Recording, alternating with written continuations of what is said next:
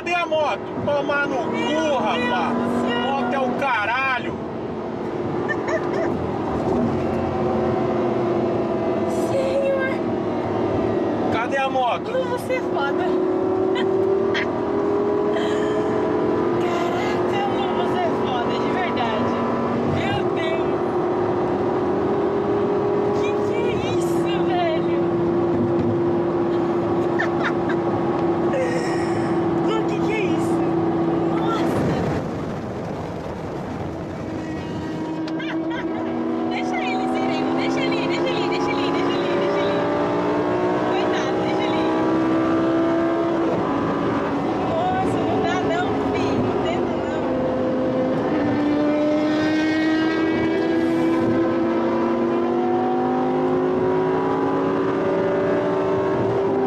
Bora, vambora. Meu Deus.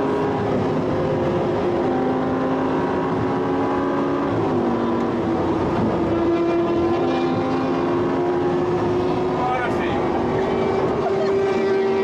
Não aguenta. Não aguenta não, popô. Gordo. Vai, gordo. Vai, gordo. Ele vai cair no oceano, esse cara. Não tem como mais não, ele vai cair. É sério, esse cara não é acostumado. Pelo jeito que ele pilota, já dá pra perceber, ó. Tem que tirar o pé do acelerador. Tira, pode tirar o pé. Ah, vai lá, irmão. Vai lá, acelera aí. O outro O ficou outro tá aqui atrás. O outro tá aqui atrás. Caralho! Coitado, ele vai se perder do outro.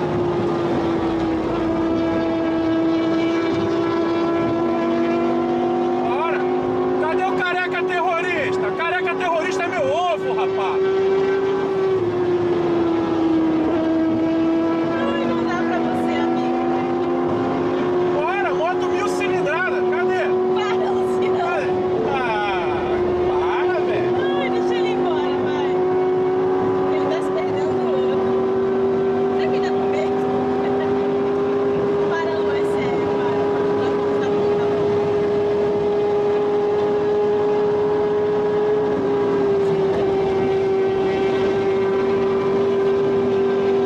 Para, Lu, olha o pneu do cara, Luciano. Para, sério, ele vai cair. Para de ser ruim. Vou até o pedágio aí, Não. tá?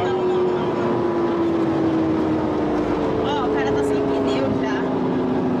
Ele tá dando joia no meu pé. Valeu, irmão. Nossa, Luciano! Caralho, que corrida, hein? Puta que o pariu. Caralho, hein? Puta que pariu! Essa foi foda. Essa Lu, você é um Essa- monstro de verdade. Nossa. Puta que eu pariu. Lu, você é um monstro de verdade. Meu pai. Nossa, ele...